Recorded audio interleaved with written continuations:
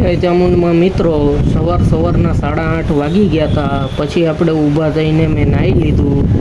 નાહી ધોઈને પછી આખું ઓળાવીને આપણે મસ્ત ચા ને ભાખરી ખાઈ લીધી, બનાવી લીધો. પછી ખાઈ પીને નીકળી ગયા. ઠેલી લઈને હું મારા એપાર્ટમેન્ટથી નીચે ઉતરી અને પાર્કિંગમાં ગયો. પછી ઠેલી ગાડીમાં મૂકી અને 2-3 વાર કિક મારી. પછી ગાડી લઈને હું નીકળી ગયો. પછી આપણે નીકળી ગયા હતા કીડિયારું પૂરવા. તે કીડીને ખવડાવી પછી આપણે આગળ ધનમોરા ગયા.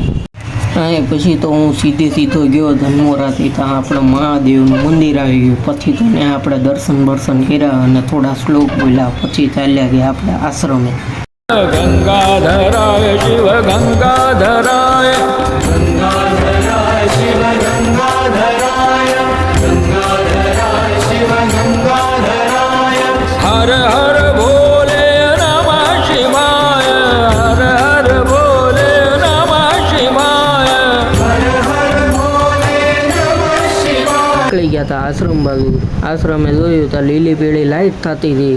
પછી આપણે હળુક નારાયણ સાઈડમાંથી જઈને સીધા રસ્તે વ્યા ગયા. પછી તો હું ભાઈ અલકાપુરી પુલે પહોંચ્યો. ત્યાં ન્યાય તે સિગ્નલ રેડ. પછી તો હું કરું ટ્રાફિકમાં ઊભું રહેવું. પછી તો હું ભાઈ પાર્કિંગમાં પહોંચ્યો ને તો લાડ બધી ગાડી પડી હતી. પછી મારે ગાડી મૂકવાની જગ્યા નહોતી એટલે મેં ગમે એને મૂકી દીધી. મારું કારખાનું પાછું ભોયરામાં હતું. એ પણ એસી વાળું હતું એટલે કંઈ ટેન્શન નહોતી કે ગરમી થશે. પછી સવારમાં કટોરું પ્લેટ સાફ કરી અને મેનેજર પાસે ગયા તો મેનેજરે રિપેરિંગ પકડાવી દીધું. હીરા છે?